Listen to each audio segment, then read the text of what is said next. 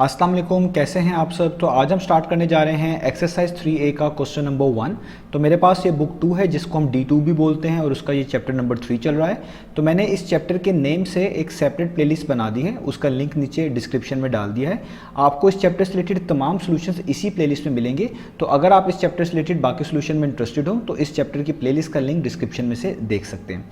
इसके अलावा आपको डिस्क्रिप्शन के अंदर ही मेरे फेसबुक पेज का भी लिंक मिल जाएगा। अगर आपके कोई क्वेश्चन हैं या सजेशन हैं जो कि आप मुझ तक पहुँचाना चाहते हो तो आप इस फेसबुक पेज के थ्रू पहुंचा सकते हैं। तो जैसा आपको सामने स्क्रीन पे नजर आ रहा है, मेरे पास ये बुक 2 का न्यू एडिशन है। यहाँ पे लिखा हुआ है अपडेटेड 7th एडिशन।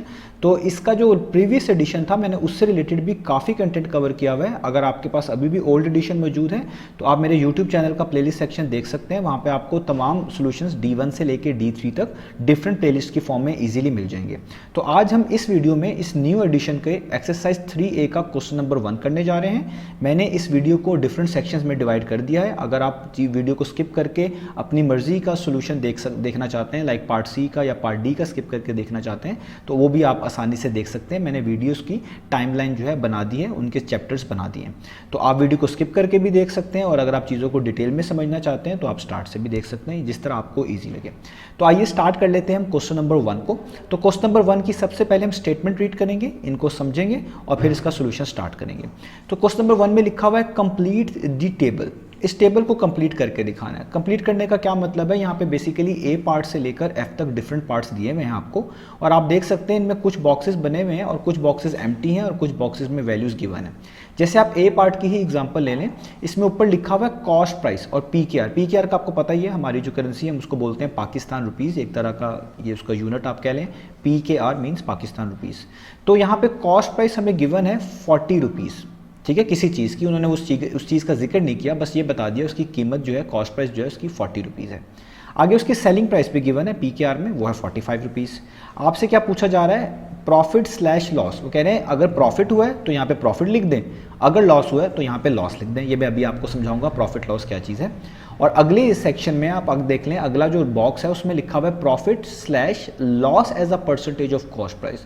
तो यहाँ पे भी यही बात है, अगर प्रॉफिट हुआ है तो प्रॉफिट को इन टर्म्स ऑफ परसेंटेज लिखें कॉस्ट प्राइस के लिहाज से, और अगर लॉस हुआ होगा तो लॉस को लिखें in terms of percentage as the cost price. ये भी हमें देखना पड़ेगा हर क्वेश्चन में कि हमें प्रॉफिट हुआ है या लॉस हुआ है, उसी लिहाज से चीज़ों को यहाँ पर पुट भी करेंगे और सॉल्व भी करेंगे। इसी तरीके से आप नीचे पार्ट्स में भी देख सकते हैं, कहीं पे सेलिंग प्राइस मिसिंग है, कहीं पे कॉस्ट प्राइस मिसिंग है, कहीं पे प्रॉफिट लॉस मिसिंग है। तो हमने ये वैल्यूज को पूरा करके दिखाना है। तो ये तो हो गया इस क्वेश्चन के बारे में कि इसमें करना क्या। अब इनकी जरा टर्म्स को हम समझ लेते हैं, जो टर्म्स यहाँ पे यूज हुई हैं। यहाँ पे 4 डिफरेंट टर्म्स यूज हुई हैं। एक है कॉस्ट प्राइस, एक है सेलिंग प्राइस, एक है प्रॉफिट स्लैश लॉस और एक है profit slash loss as a percentage. Cost price क्या होती है? कॉस्ट प्राइस को अभी आप इस तरह समझ लें कि किसी चीज़ के बनाने में जो कॉस्ट आती है, किसी चीज़ के बनाने में जो पैसे लगते हैं, तो वो सारी के सारी कहलाती है उसकी कॉस्ट प्राइस। या आप ऐसे भी इसको कह सकते हैं कि आपने जितने की चीज़ पाई है, आपने जितने की चीज़ ली है, वो उसकी कॉस्ट प्राइस भी कहला सकती है डिफरेंट सिनेरियोज के अंदर।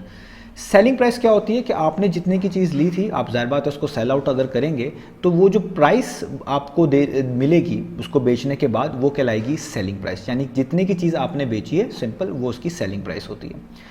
अब देखें प्रॉफिट या लॉस क्या होता है। प्रॉफिट तभी होता है कि आपने जितने की चीज़ खरीदी थी आपने उससे ज़्यादा की बेच दी, जिसको हम इस तरह मैथमेटिकली यहाँ पे डिफाइन करेंगे कि कॉस्ट प्राइस से अगर बड़ी हो सेलिंग प्राइस, यानी सेलिंग प्राइस ज़्यादा हो कॉस्ट प्राइस से, यानी जितने की चीज़ आपको मिली थी या जितनी की चीज़ बनाने में आपकी कॉस्ट आई थी, आपने उसको उससे ज़्यादा का बेच दिया, तो इसका मतलब है आपको प्रॉफिट हुआ है। तो आप यहाँ पर प्रॉफिट निकाल कर दिखाएंगे। और अगर इसका उल्टा हो जाए कि सेलिंग प्राइस कम हो और कॉस्ट प्राइस ज़्यादा हो, यानी आपको जितने की चीज़ मिली या आपने जितने की चीज़ बनाई उस पर कॉस्ट आई, दोनों तरीके से उसको कॉस्ट प्राइस बोलेंगे, वो ज़्यादा थी और वो बिकी कम की, तो फिर हम बोलेंगे ये आपको लॉस हो गया। ठीक है, इसी प्रॉफिट को और लॉस को हम इन टर्म्स ऑफ अगर परसेंटेज लिख दें तो वो कहलाता है प्रॉफिट परसेंटेज या लॉस परसेंटेज। और यूजुअली प्रॉफिट को भी किसी चीज़ पे जो आपको हुआ हो या लॉस को भी जो किसी चीज़ पे हुआ हो, हम इन टर्म्स ऑफ कॉस्ट प्राइस यानी कॉस्ट प्राइस के लिहाज से उसको निकालते हैं।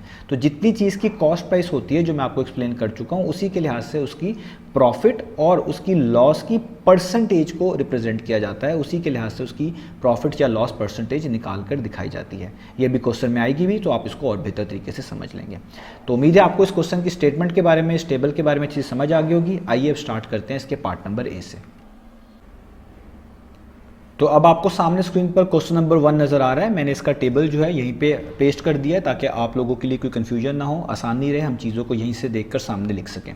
तो आइए स्टार्ट कर लेते हैं पार्ट नंबर ए को। तो सबसे पहले हम गिवन डाटा लिखेंगे कि हमें क्या क्या चीज़ गिवन है। तो आप देख सकते हैं पार्ट नंबर ए में कॉस्ट प्राइस गिवन है 40 रुपीज़। तो हम यहाँ पर लिखेंगे कॉस्ट प्राइस वो कितनी है, वो है 40 रुपीज़। तो हम यहाँ पे लिखेंगे PKR यानी पाकिस्तान रुपीज़, वो कितने हैं 40। इस तरीके से आपको सेलिंग प्राइस भी गिवन है, आप देख सकते हैं उसके नीचे मेंशन्ड है। तो यहाँ पे हम लिखेंगे सेलिंग प्राइस और उसके साथ इक्वल टू का साइन डाल के 45 है, तो आप लिख देंगे इस तरीके से PKR यानी पाकिस्तान रुपीज़ और साथ आ जाएगा 45। आपने क्या फाइंड करके दिखाना है, पहली चीज़ आपने फाइंड करके दिखाना है प्रॉफिट स्लैश लॉस, यानी अगर प्रॉफिट हुआ है तो प्रॉफिट फाइंड करके दिखाना है, लॉस हुआ है तो लॉस यहाँ पे लिख के दिखाना है इस वाले बॉक्स में। अब यहाँ पे आपने एक चीज़ समझनी है कि आपको कैसे पता चलेगा कि किसी चीज़ पे प्रॉफिट हुआ है या लॉस हुआ है। तो वो बहुत आसान है, आपने जस्ट देखना है कॉस्ट प्राइस की वैल्यू को और सेलिंग प्राइस की वैल्यू को। तो याद रखें ये मैं शॉर्ट फॉर्म में लिख रहा हूँ, आप इसको फुल फॉर्म में लिख लेंगे तो ज़्यादा बेहतर है। अभी समझने के लिए मैं इसको शॉर्ट फॉर्म में लिख रहा हूँ, इसको आप ना भी मैंशन करें तो भी कोई इशू नहीं है। जब भी आपके पास किसी भी चीज़ की सेलिंग प्राइस यानी S.P यानी सेलिंग प्राइस ग्रेटर होगी किससे, C.P यानी कॉस्ट प्राइस से। S.P stands for selling price, C.P stands for cost price. जब भी किसी चीज़ की सेलिंग प्राइस ज़्यादा होती है कॉस्ट प्राइस से, हम कहते हैं कि वहाँ पर प्रॉफिट हुआ है। आप देख सकते हैं हमारा जो क्वेश्चन है पार्ट नंबर ए, इसमें सेलिंग प्राइस कितनी है 45 और कॉस्ट प्राइस कितनी है 40। तो सेलिंग प्राइस ज़्यादा है किससे, कॉस्ट प्राइस से। तो इसका मतलब जब चीज़ ज़्यादा की बिकी है जितने की वो कॉस्ट करती थी, तो इसका मतलब है हमें प्रॉफिट हुआ है। तो आपने यहाँ पर हमेशा प्रॉफिट निकालना है। तो ये तो बात आपको पता चल गई कि सेलिंग प्राइस ज़्यादा मिलेगी कॉस्ट प्राइस से, तो हम कहेंगे कि हमें प्रॉफिट हुआ है, तो हमें वहाँ पे प्रॉफिट निकाल कर दिखाना है। अब प्रॉफिट का फॉर्मूला क्या होता है, ये आपने फॉर्मूलाज याद रखने, यही आपको इजीली हेल्प किया करेंगे इन चीज़ों को फाइंड आउट करने में। तो किसी भी चीज़ के ऊपर प्रॉफिट निकालना हो तो उसका फॉर्मूला होता है, जो अब आपने याद रखना है, profit is equal to selling price minus cost price. यानी सेलिंग प्राइस में से अगर आप कॉस्ट प्राइस को माइनस कर दें तो हमेशा प्रॉफिट आता है। तो हम बड़ी आसानी से प्रॉफिट यहाँ पे निकाल के दिखा सकते हैं। तो वो क्या है, वो है सेलिंग प्राइस यानी 45 रुपीज़ माइनस कॉस्ट प्राइस की जगह पे कॉस्ट प्राइस की वैल्यू पुट कर दें यानी 40 रुपीज़। तो आपको आसानी से पता चल जाएगा कि प्रॉफिट कितना आ गया, 45 माइनस 40 कितना होता है 5 रुपीज़। इसका मतलब 5 रुपीज़ का प्रॉफिट हुआ है। तो ये वैल्यू हमने निकाल ली, तो हम यहाँ पे लिख देंगे 5। और याद रखिएगा यहाँ पे प्रॉफिट का केस है, ठीक है, क्योंकि प्रॉफिट यहाँ पे हमने लिखा है और निकाला भी प्रॉफिट ही है, क्योंकि सेलिंग प्राइस ज़्यादा थी कॉस्ट प्राइस कम थी, तो यहाँ पे प्रॉफिट का केस है। तो बेसिकली हमने प्रॉफिट फाइंड आउट करके दिखाया। तो ये हो गया इसका एक बॉक्स फिल। अब नेक्स्ट बॉक्स में क्या लिखा हुआ है, नेक्स्ट बॉक्स में लिखा हुआ है profit slash loss as a percentage of the cost price.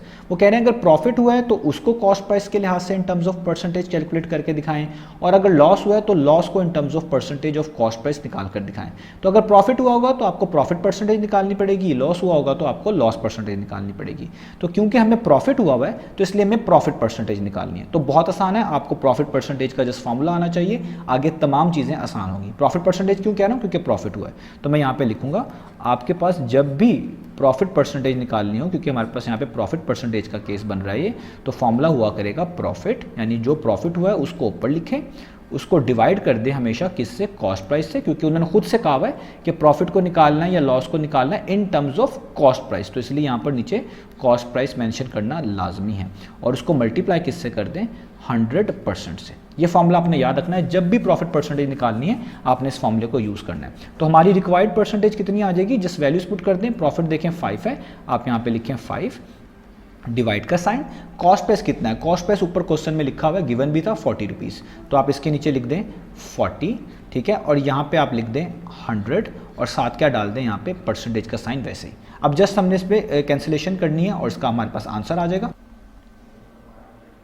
तो ये बहुत आसान है, आप देख सकते हैं 40 जो है वो बेसिकली 20 के टेबल पर आता है, यानी आप लिख सकते हैं 22 टाइम्स कितना होता है 40, और 20 आपके पास 5 टाइम्स कितना होता है 100। तो आपके पास ऊपर क्या बचा 5, नीचे क्या बचा 2, और यहाँ पे क्या बचा दोबारा से 5। और परसेंटेज का साइन वैसे का वैसे। परसेंटेज का साइन का मतलब होता है 1/100, ये याद रखिएगा। अब जब इधर देख लें तो अब इसमें कुछ भी कैंसिलेशन नहीं होती, आप इस 5 के नीचे 1 खुद से लिख दें। तो जब कुछ भी कैंसिलेशन ना हो रही हो तो ऊपर वाले नंबर को ऊपर से मल्टीप्लाई कर दें और नीचे वाले को नीचे से कर दें। तो देखें 5 टाइम्स कितना हो जाएगा 25, और 2 1 टाइम्स कितना हो जाएगा 2, और यहाँ पे परसेंटेज का साइन वैसे का वैसे ही आ गया। अब 25 के नीचे 2 लिखा हुआ है, याद रखें जब भी किसी चीज़ को 2 से डिवाइड करते हैं तो उसको बोलते हैं हाफ करना, हाफ हो जाना। तो ये बहुत आसान है सॉल्व करना। 25 को 2 पे डिवाइड करेंगे तो इसका हाफ कितना हो जाएगा, 25 का हाफ होता है 12.5, और साथ क्या आ जाएगा परसेंटेज का साइन। इससे पता चला कि हमारी जो रिक्वायर्ड परसेंटेज थी, जिसको हम प्रॉफिट परसेंटेज भी बोल रहे थे, वो कितनी आ गई, वो आ गई 12.5%। तो ये यहाँ पे आपने इस नेक्स्ट वाले बॉक्स में लिख देना है 12.5। तो ये हमारे पास इसका हो गया answer in terms of percentage है, तो मैं यहाँ पे परसेंटेज भी डाल देता हूँ। ठीक है, तो आप इसको जो है डिफरेंट मेथड से भी कर सकते हैं। आप पहले 100 को 40 पे डिवाइड कर लें, जो आंसर आए फिर 5 से मल्टीप्लाई कर लें, इस तरह भी हो सकता है। कैलकुलेटर अलाउ है तो ये आप कह लें विद इन सेकेंड्स हो जाएगा। मैंने कोशिश करी है जो कैलकुलेशन यहाँ पे हो सकें वो आपको सारी की सारी दिखा सकूँ। तो ये हो गया हमारे पास पार्ट नंबर ए सॉल्व। अब चलते हैं नेक्स्ट पार्ट की तरफ। तो अब हमारे पास है यहाँ पर पार्ट नंबर बी। तो पार्ट नंबर बी का मैं डेटा लिखने लगा हूँ। तो देखिए पार्ट नंबर बी में भी कॉस्ट प्राइस मेंशन्ड है, कितनी 60 रुपीज़। तो हम यहाँ पे लिखेंगे cost price is equal to PKR यानी पाकिस्तान रुपीज़, और वो कितने हैं, वो है 600। ठीक है, आगे आप देखिए सेलिंग प्राइस में जो है वो 480 गिवन है। तो हम यहाँ पे लिखेंगे selling price is equal to 480 rupees. ठीक है, मैं इसमें पहले वो लिख लूँ PKR, मैं लिखना भूल गया, तो उसको हम यहाँ पे मैनेज कर लेते हैं। तो हम यहाँ पे लिखेंगे वो है हमारे पास PKR यानी इन पाकिस्तान रुपीज़ 480। अब देखें पहले तो वही चीज़ दोबारा से जिस तरह ऊपर फिल किया था, इधर भी वही बॉक्स फिल करना है उसी कॉलम के अंदर। तो आपको ये देखना है कि प्रॉफिट हुआ है या लॉस हुआ है। तो मैं आपको बता चुका हूँ कि अगर सेलिंग प्राइस ज़्यादा हो कॉस्ट प्राइस से तो आपको प्रॉफिट होता है।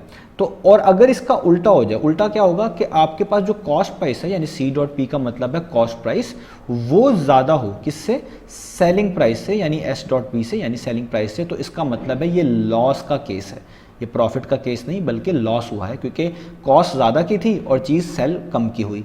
आप देख सकते हैं यहाँ पर हमारे क्वेश्चन में सेलिंग प्राइस 480 रुपीज़ है जबकि कॉस्ट प्राइस 600 रुपीज़ है, यानी कॉस्ट प्राइस बड़ी है सेलिंग प्राइस से। इसका मतलब हमें लॉस हुआ है, तो लॉस निकालना पड़ेगा। जिस तरह प्रॉफिट का फॉर्मूला होता है इसी तरह लॉस का भी फॉर्मूला होता है, तो ये आपने याद रखना है। तो मैं यहाँ पे लिखने लगा हूँ लॉस का फॉर्मूला होता है loss is equal to cost price minus selling price. तो आप एक तरह का इस तरह भी कह सकते हैं कि प्रॉफिट वाले फॉर्मूले को अगर हम उल्टा दें तो वो लॉस का फॉर्मूला ही एक तरह का बन जाता है। ठीक है, बाकी मैंने फॉर्मूला यहाँ पे मेंशन कर दिया आपकी आसानी के लिए। अब जस्ट इसमें वैल्यूज पुट कर दें तो आपका लॉस आ जाएगा। तो कॉस्ट प्राइस कितनी है, वो है आपके पास 600 रुपीज़, तो यहाँ पे आप लिखें 600 माइनस सेलिंग प्राइस कितनी है, वो है आपके पास 480 रुपीज़। यानी अब जस्ट आपने क्या करना है, इन दोनों को माइनस कर देना है तो हमारे पास लॉस की वैल्यू आ जाएगी। तो 600 में से अगर आप 480 को माइनस करते हैं तो 120 आता है। इसका मतलब है मैं 120 रुपीज़ का लॉस हुआ है। तो मैं यहाँ पे लिखने लगा हूँ, तो देखें 120 ये मैंने लिख दिया। अब आगे फिर दोबारा जो नेक्स्ट बॉक्स है वो किस कॉलम पे है, वो है उसमें टाइटल है उसका profit slash loss as a percentage of the cost price. तो मैं आपको पिछले पार्ट में बता चुका हूँ, अगर प्रॉफिट हुआ होगा तो आपने प्रॉफिट परसेंटेज निकाल के दिखानी है, अगर लॉस हुआ होगा तो आपने लॉस परसेंटेज निकाल के दिखानी है। तो क्योंकि यहाँ पर लॉस हुआ है तो हमें लॉस परसेंटेज निकालनी है। अब आपको लॉस परसेंटेज का फॉर्मूला भी आना चाहिए जिस तरह आपको प्रॉफिट परसेंटेज का मैं ए पार्ट में बता चुका हूँ। तो ये लिख लें फॉर्मूला।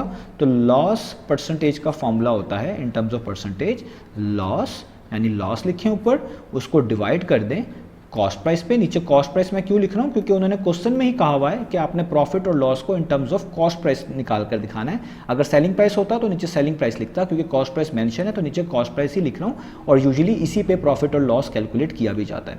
और इसको मल्टीप्लाई कर देंगे किसके साथ, 100% के साथ। अब जस्ट वैल्यूज पुट करनी है, आपका आंसर आ जाएगा। तो देखिए लॉस तो ऊपर लिखा हुआ है 120, तो लॉस की जगह मैंने लिख दिया 120 divided by cost price. Cost price question में मेंशन थी, आप देख सकते हैं लिखी हुई है 600 रुपीज़। तो आप नीचे क्या लिखेंगे 600 रुपीज़, और यहाँ पे क्या आ जाएगा मल्टीप्लाई बाय 100%। अब जस्ट मैं इसको ऊपर कर लेता हूँ। अब हमने इसको सॉल्व करना है, जो कैंसिलेशन हो रही है कैंसिलेशन करनी है, हमारा आंसर आ जाएगा। तो मैं इसको इस तरह कैंसिल आउट कर सकता हूँ। आप ये सारा काम रफ वर्क में कर सकते हैं, वो ज़्यादा बेहतर है। आप यहाँ पे आंसर डायरेक्ट कोड कर सकते हैं। तो लेट्स से ये वाला 0 इस 0 से कैंसिल आउट हो जाएगा, तो यहाँ पे बच जाएगा 12 डिवाइडेड बाय 60 और यहाँ पे हम यहाँ पे लिख देंगे 100%। ठीक है, या आप इस तरह भी कह सकते हैं कि मैंने इसको 10 पर कैंसिल आउट कर लिया। ठीक है, 10 12 टाइम्स 120 होता है और 10 60 टाइम्स 600 होता है, तो ऊपर 12 और 60 आ गया, जिसको मैं इस तरह बोल देता हूँ कि 0 0 से कैंसिल आउट हो गया। ठीक है, इसमें कंफ्यूज ना होइएगा। अब ये 12 और 60 ये दोनों 12 पे डिवाइड होते हैं। 12 1 टाइम्स 12 होता है और 12 5 टाइम्स 60 होता है। आप डिवाइड करके भी देख सकते हैं, तो आपके पास आ जाएगा 12 सॉरी ऊपर आ जाएगा आपके पास 1 और नीचे आपके पास क्या आ जाएगा 5, क्योंकि ऊपर 12 1 टाइम्स कर दिया है, तो इसलिए ऊपर क्या आ जाएगा 1 और नीचे क्या आ जाएगा आपके पास 5। ठीक है, और यहाँ पे ये 100 वैसे का वैसे ही और परसेंटेज भी वैसे का वैसे ही। तो इस 1 को तो मज़ीद हम सॉल्व नहीं कर सकते, लेकिन 5 और 100 ज़रूर कट होते हैं। 5 1 टाइम्स 5, 5 20 टाइम्स 100, तो आपके पास क्या आ गया, ऊपर बचा 1 और टाइम्स 20। 1 टाइम्स 20 कितना होता है, वो होता है 20, और ये परसेंटेज का सिंबल बिल्कुल साथ वैसे का वैसे। इससे पता चला कि हमारी जो रिक्वायर्ड परसेंटेज थी, जो कि बेसिकली लॉस परसेंटेज है, वो कितनी आ गई, वो आ गई 20%। तो यही हमने निकाल कर दिखानी थी। तो अब हम ऊपर बी पार्ट में इस जगह पे लिख देंगे 20%। तो यही हमारा आंसर है। तो उम्मीद है आपको बी पार्ट समझ आ गया होगा। अब चलते हैं सी पार्ट की तरफ। तो अब हम बात कर लेते हैं इसके पार्ट नंबर सी की। तो पार्ट नंबर सी में हमें कॉस्ट प्राइस गिवन है, आप देख सकते हैं यहाँ पे लिखा हुआ है 88,000।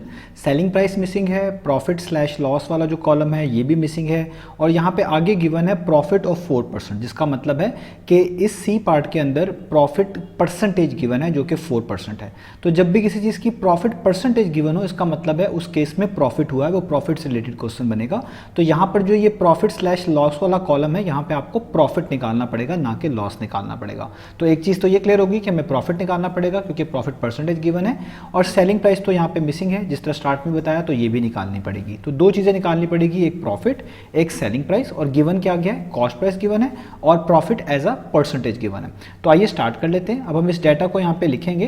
तो देखिए कॉस्ट प्राइस हमारे पास स्टार्ट में गिवन है, तो मैं यहाँ पे लिखूंगा कॉस्ट प्राइस, ठीक है, और उसकी वैल्यू वो आगे है 88,000 रुपीज़, तो मैं लिखूंगा PKR 88,000। ठीक है, ये मैंने वैल्यू लिख ली यहाँ पर। ठीक है, और आपको profit in terms of percentage given है, तो आप यहाँ पे लिखेंगे प्रॉफिट परसेंटेज, और इसकी वैल्यू कितनी गिवन है, वो है 4%, तो आप यहाँ पे लिखेंगे 4%। अब देखिए आपने निकालना है सेलिंग प्राइस और प्रॉफिट, तो ऐसा फॉर्मूला चूज करना है आपने इस तरह का फॉर्मूला यहाँ पे लिखना है जिसमें आपके पास प्रॉफिट परसेंटेज भी पुट हो किया जा सके, कॉस्ट प्राइस भी पुट किया जा सके, और उसके बाद जो चीज़ बचे वो आपकी इन मिसिंग वैल्यूज़ में से कोई एक वैल्यू हो, लाइक सेलिंग प्राइस भी हो सकती है, लाइक प्रॉफिट भी हो सकता है। तो अभी मैंने आपको पिछले पार्ट्स के अंदर, ए पार्ट के अंदर खासतौर पर एक फॉर्मूला बताया था जो कि था प्रॉफिट परसेंटेज का। तो मैं यहाँ पर दोबारा लिखता हूँ। तो वो फॉर्मूला था प्रॉफिट परसेंटेज इक्वल होता है profit divided by cost price multiply by 100%। यहाँ पे परसेंटेज का सिंबल होता है।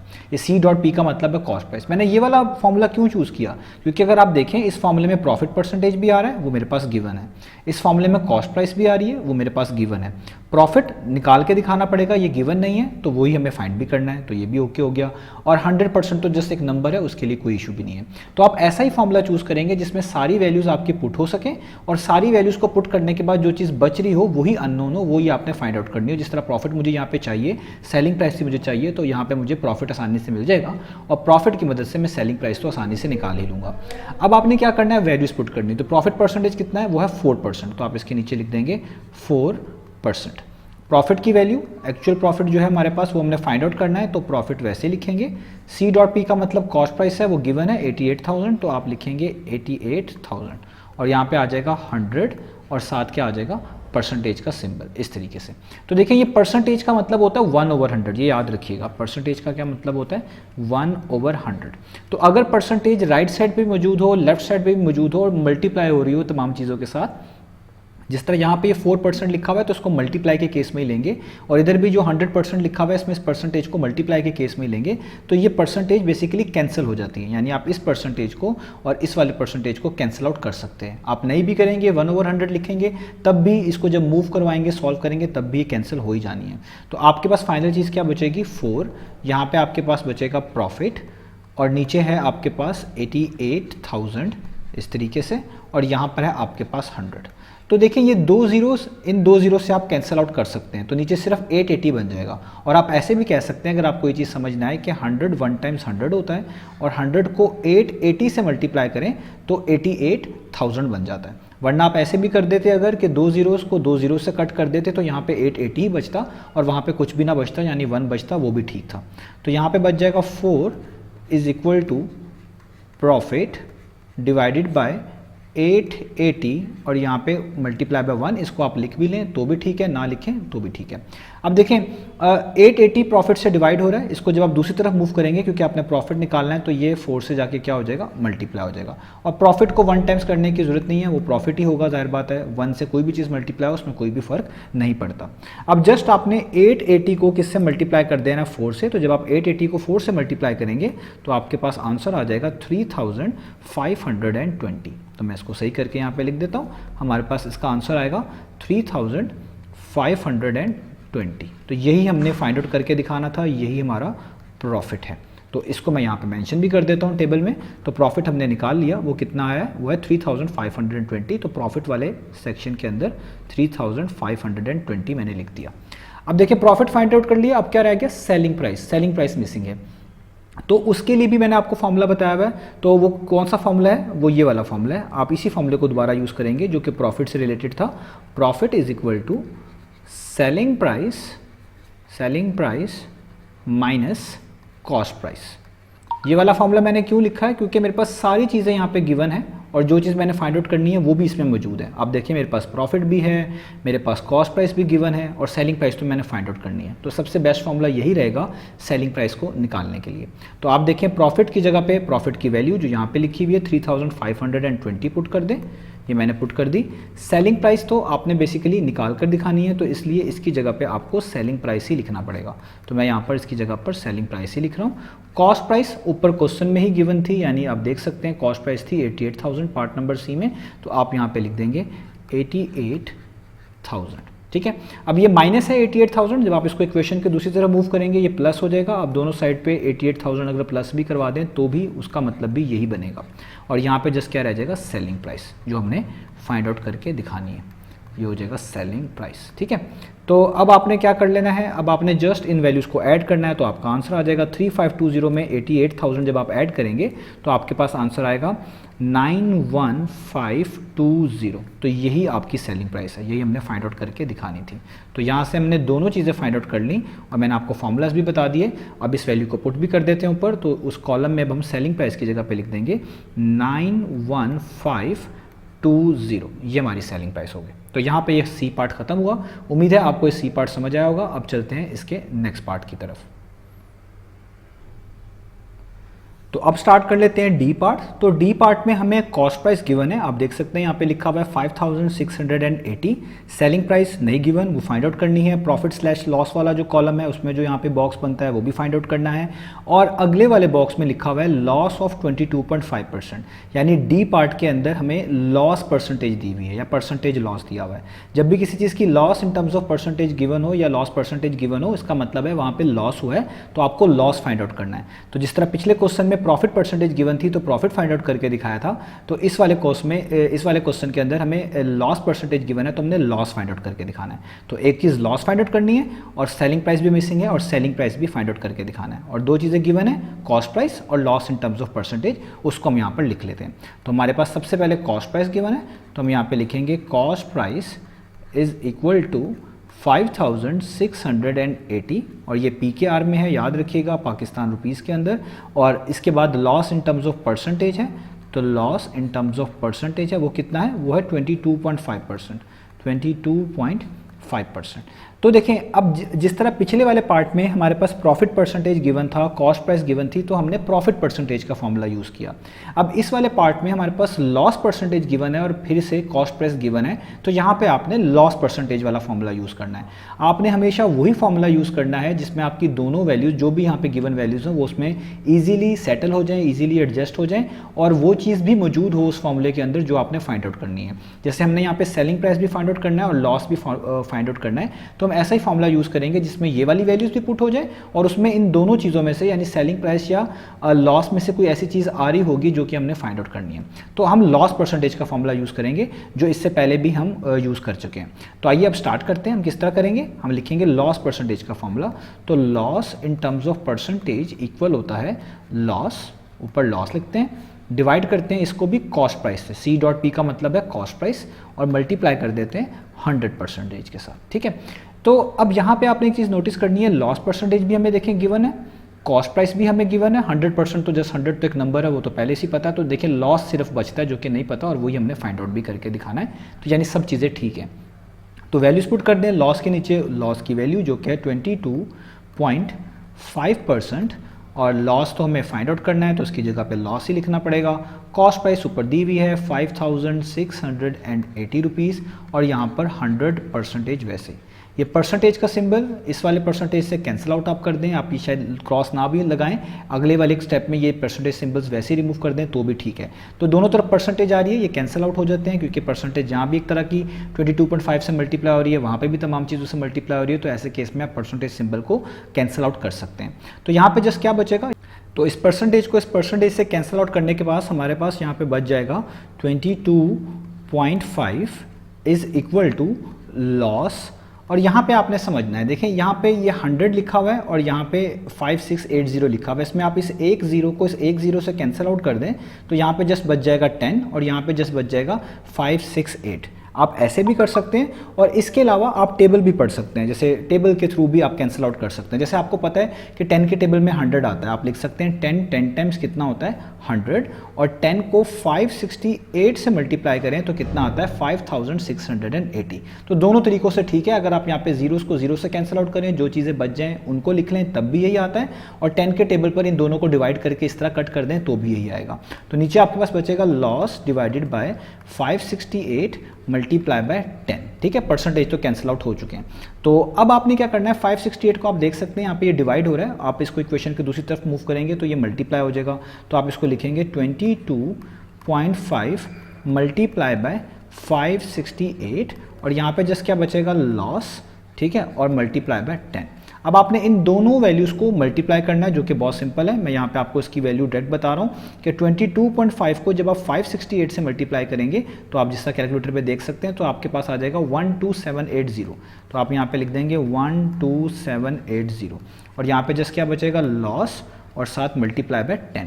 अब ये 10 मल्टीप्लाई हो रहा है, इसको भी इक्वेशन के दूसरी तरफ मूव करेंगे ताकि ये वहाँ जाकर डिवाइड हो जाए क्योंकि आपने लॉस निकालना है। तो 12780 डिवाइडेड बाय 10 हो जाएगा, यानी 10 इधर आ जाएगा और यहाँ पे जस्ट लॉस रह जाएगा। इस एक जीरो को एक जीरो से कैंसिल कर लें तो 1278 आंसर आ जाता है, या आप इस तरह कर लें 10 1 टाइम्स 10 और 10 1278 टाइम्स कितना होता है 12780। तो दोनों तरीक़ों से ठीक है। तो आपके पास लॉस का आंसर आ जाएगा 1278 इज इक्वल टू लॉस। तो यही हमने फाइंड आउट करके दिखाना था। ठीक है, 1278 ये हमने फाइंड आउट कर लिया। अब जब लॉस फाइंड आउट कर लिया तो सेलिंग प्राइस निकालना कोई भी इशू नहीं है क्योंकि लॉस से रिलेटेड क्वेश्चन है तो फॉर्मूला भी वही यूज़ करेंगे जिसमें लॉस का यूज़ आ रहा होगा। तो वो दूसरा वाला फॉर्मूला है, मैं यहाँ पे लिखता हूँ, वो है loss is equal to cost price minus selling price. तो ये फॉर्मूला भी मैं ऊपर बता चुका हूँ। तो लॉस होता है हमारे पास cost price minus selling price. ठीक है, अब आप इस फॉर्मूले में देख सकते हैं लॉस भी गिवन है हमारे पास, कॉस्ट प्राइस पहले से गिवन है और सेलिंग प्राइस निकालना है। तो ऐसा ही फॉर्मूला यूज़ करना है जिसमें सिर्फ एक वैल्यू ऐसी हो जो कि निकालनी हो, बाकी तमाम गिवन होनी चाहिए, तभी चीज़ें आसान रहेंगी। तो लॉस कितना गिवन है 1278, वो यहाँ पे लिख लें।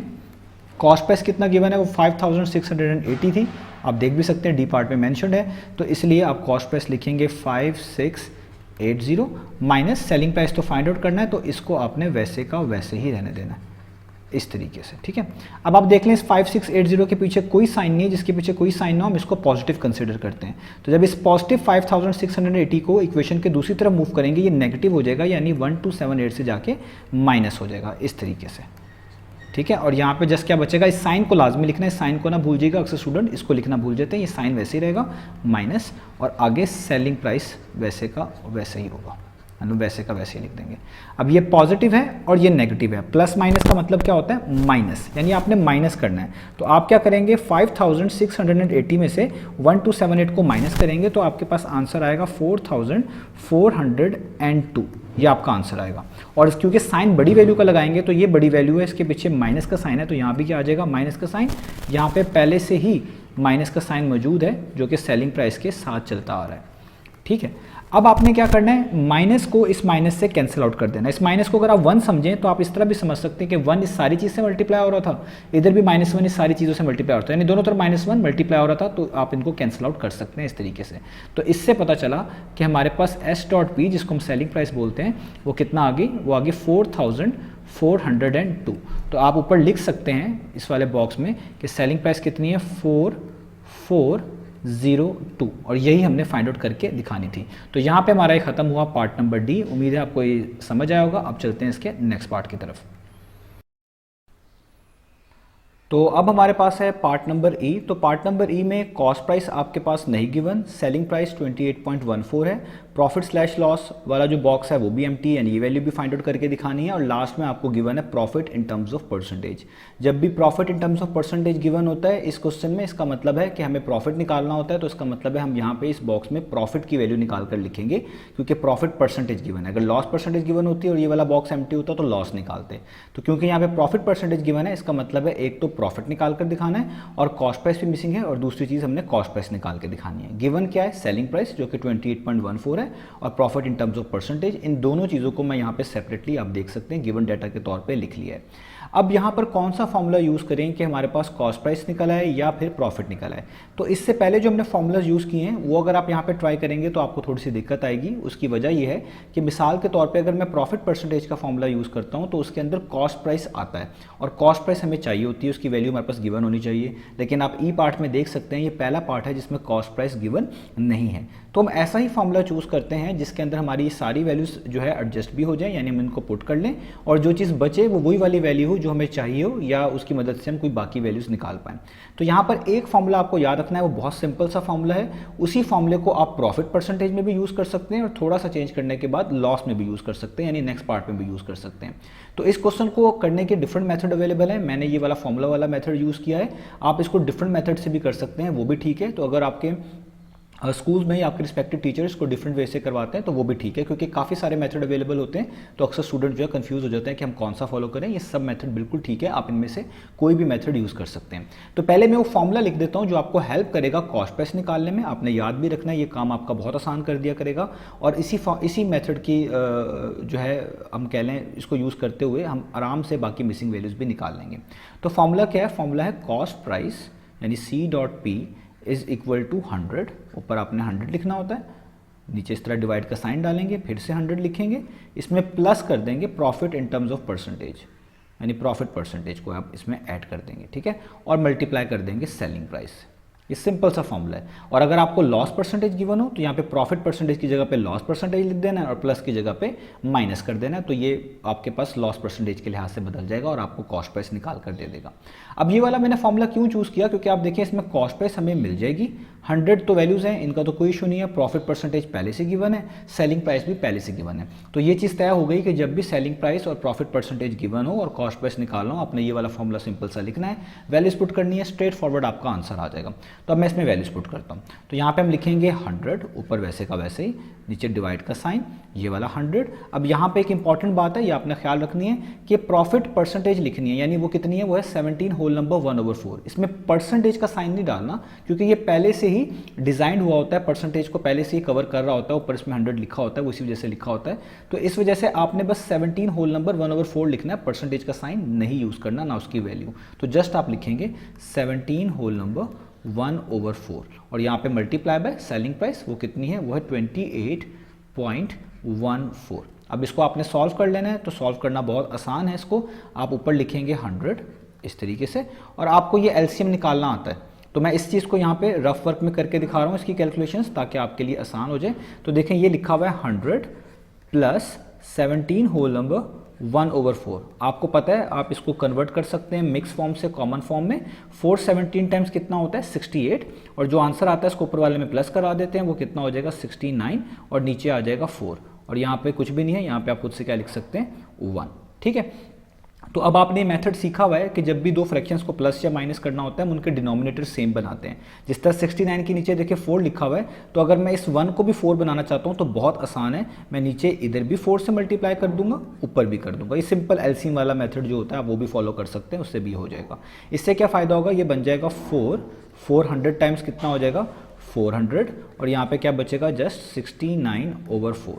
तो इसको फर्दर मैं सॉल्व कर लूँ तो ये आपके पास आ जाएगा, नीचे 4 आ जाएगा और 400 + 69 यानी ऊपर आ जाएगा 400 + 69, और 400 + 69 कितना होता है, वो होता है 469/4। तो आप यहाँ पे लिख सकते हैं कि 100 + 17 होल नंबर 1/4 किसके इक्वल होता है 469, ओके, डिवाइडेड बाय 4, ठीक है, ये मैंने लिख दिया। अब यहाँ पर मल्टीप्लाई का साइन और ये 28.14 वैसे का वैसे, यहाँ तक हमने इसको कर लिया। अब अगर आपके पास कैलकुलेटर अलाउ है तो फिर तो आप इस चीज़ को सारे को कैलकुलेटर में इजीली लिखेंगे, तो ये बहुत आपके पास जो है आराम से सॉल्व हो जाएगा। और अगर आपने कैलकुलेटर अलाउ नहीं है तो आपको एक कैलकुलेशंस करनी पड़ेंगी, इसलिए मैं यहाँ पे कैलकुलेशंस शो कर रहा हूँ। तो मैं आपको दोनों मेथड से बताऊंगा। पहले मैं आपको कैलकुलेटर पे ही वैल्यूज पुट करके बता दूँ ताकि आपको पता चल जाए कि इसका आंसर क्या आता है, और फिर इसकी कैलकुलेशन भी सॉल्व करके दूंगा।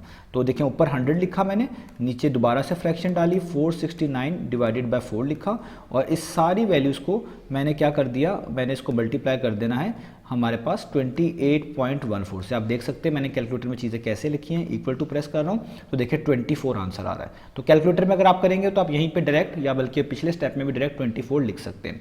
अब मैंने यहाँ तक कर लिया, अब इसको मैं फर्दर कैसे करूँगा। अब देखिए इस चीज़ को आपने समझना है, ये क्या लिखा हुआ है, ये लिखा हुआ है 100, इस लाइन की जगह पे आप यूज़ कर सकते हैं डिवीजन का साइन और 469/4 आगे ओवर 4। अब आपको पता है जब भी आपके पास डिवीजन का सिंबल आता है आप इसको मल्टीप्लाई में चेंज करते हैं, तो डिवीजन जब मल्टीप्लाई में चेंज होता है ये रेसिप्रोकल हो जाता है, यानी 4 ऊपर चला जाएगा और 469 इस तरीके से नीचे आ जाएगा, ठीक है। अब ये 100 है आपके पास और 469 है, अगर इनमें कुछ कैंसिलेशन होती है तो आपने कर देनी है, नहीं होती तो फिर आपने इनको ऊपर वाले को ऊपर से मल्टीप्लाई कर देना और नीचे वाले को नीचे से। तो 100 के नीचे कुछ नहीं है, 1 है, तो 100 4 टाइम्स कितना हो जाएगा 400, और 1 469 टाइम्स कितना हो जाएगा 469, क्योंकि इनमें कोई कैंसिलेशन नहीं होती। इसका मतलब है इस सारी चीज़ को मैं लिख सकता हूँ 400/469 मल्टीप्लाई बाय, और यहाँ पर आपको पता है डेसिमल है, इसको हम रिमूव करेंगे तो ये हो जाएगा 2814, और जब भी डेसिमल को रिमूव करते हैं तो उसके आगे जो डिजिट्स होते हैं उनके लिहाज से नीचे कुछ नंबर प्लेस करते हैं। अगर एक डिजिट होता तो 10 प्लेस करते, क्योंकि 2 डिजिट्स हैं तो हमें क्या प्लेस करना पड़ेगा 100, 3 होते हैं तो 1000, ये आपको पता है डेसिमल रिमूव करने का वे होता है।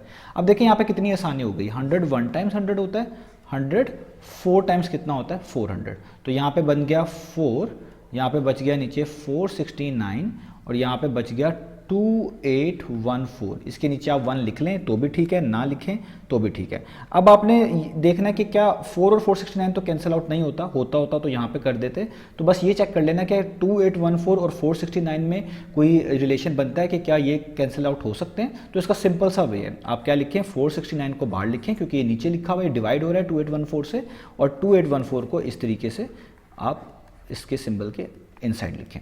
अब आपने क्या करना है 469 को अगर आप देखें हम 6 से मल्टीप्लाई करें, ये सारी कैलकुलेशन का हिस्सा है जो मैं आपको यहाँ पे करके दिखा रहा हूँ। तो 6 9 टाइम्स कितना होता है 54, यहाँ पर 5 जाएगा, ठीक है। 6 6 टाइम्स कितना हो जाएगा 36, और ऊपर 5 है तो या 41 हो जाएगा, तो 1 यहाँ पर 4 यहाँ पे आ जाएगा।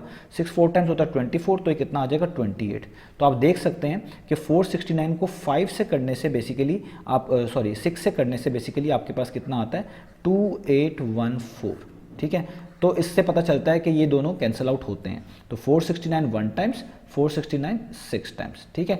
तो आप यहाँ पे लिख सकते हैं 4 मल्टीप्लाई बाय 6, क्योंकि नीचे कुछ भी नहीं बचा, इधर 6 बचा, तो 4 6 टाइम्स कितना होता है 24। तो ये हमारे पास आंसर आ गया। तो इसका मतलब है हमारे पास इस चीज़ की कॉस्ट प्राइस कितनी आ गई 24। तो अब हम यहाँ पे मेंशन कर देंगे कि कॉस्ट प्राइस कितनी आ गई 24।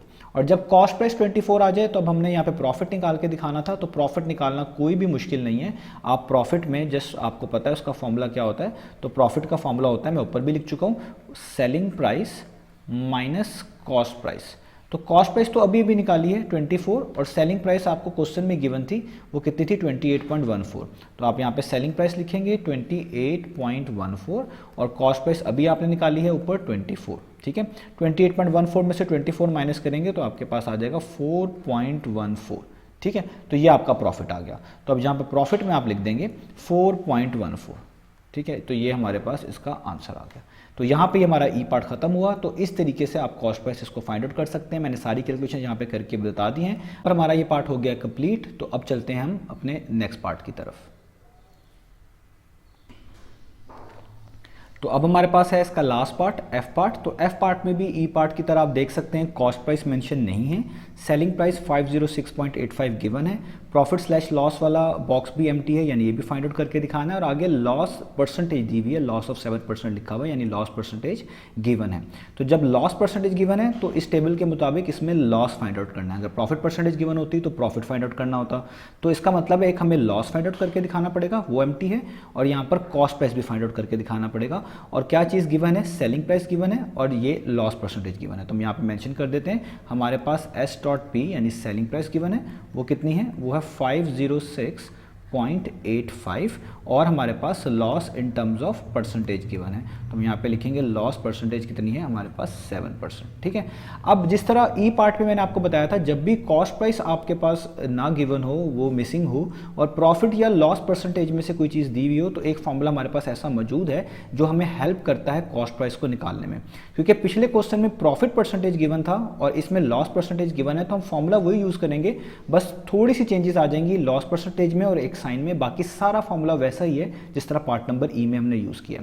तो वो फॉर्मूला क्या था, वो फॉर्मूला था C.P यानी cost price is equal to 100 divided by 100। अब देखिए यहाँ पे चेंज आया, पिछले अगर प्रॉफिट परसेंटेज होता है तो प्लस का साइन आता है, लॉस परसेंटेज गिवन हो तो माइनस का साइन आता है, आगे लॉस परसेंटेज लिखते हैं यहाँ पर और मल्टीप्लाई किससे कर देते हैं, आपके पास सेलिंग प्राइस के साथ, इस तरीके से। तो सारा फॉर्मूला पार्ट नंबर ई वाला ही है, बस प्लस की जगह पे माइनस है और प्रॉफिट की जगह पे लॉस है, बाकी सारी चीज़ें वैसे ही रहती हैं। ये फॉर्मूला आपने याद रखना है, मैं आपको बता चुका हूँ, इसको डिफरेंट मेथड से भी कर सकते हैं, तो आपने कंफ्यूज नहीं होना, आप किसी भी मेथड से करें इसका आंसर बिल्कुल ठीक आता है, ये सारे मेथड्स बिल्कुल ठीक हैं, तो इसलिए आप इसमें कन्फ्यूज ना होइएगा।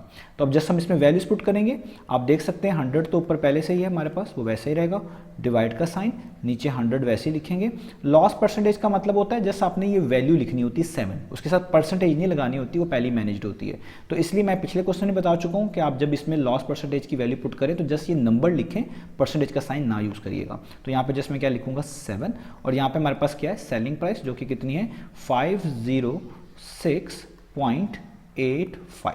अब इसको सॉल्व कर लें तो 100 तो वैसे 100 ही रहेगा यहाँ पर, ठीक है, और 100 में से आपने क्या माइनस कर देना है 7, तो 100 में से आप 7 माइनस करते हैं तो कितना आता है 93, और यहाँ पे क्या आ जाएगा 506.85, इसका मैं डेसिमल रिमूव करने जा रहा हूँ, तो ये हो जाएगा 506.85। तो डेसिमल के बाद क्योंकि 2 डिजिट्स हैं, आपको पता है डिवाइड का साइन लगाएंगे और नीचे 100 लिखेंगे। इससे फ़ायदा क्या होगा, ये वाला 100 और ये वाला 100 क्या हो जाएगा, कैंसिल आउट हो जाएगा। तो ऊपर यहाँ पे सिर्फ बचेगा 50685, क्योंकि और जगह पे 1 हो गया तो जस्ट इसलिए आप 50685 लिखेंगे, और नीचे और कुछ भी नहीं बचा, ये भी 1 हो गया, ये भी 1 हो गया, तो नीचे सिर्फ क्या बचा 93 बचा। अब आपने जस्ट इनको डिवाइड करना है, तो जो आपका आंसर आएगा वही आपकी फाइनल वैल्यू आ जाएगी, जिसको हम बोलेंगे हमारी कॉस्ट प्राइस आ गई है, ठीक है। अब इसको आप डिवीजन से कर सकते हैं, आपको आता है, मैं इसको कैलकुलेटर से आपको जल्दी से करके बता देता हूँ।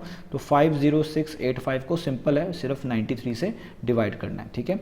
50685 डिवाइडेड बाय 93, तो देखें कितना आ रहा है 545 आ रहा है। तो बहुत सिंपल है, आप यहाँ पे लिख सकते हैं 545।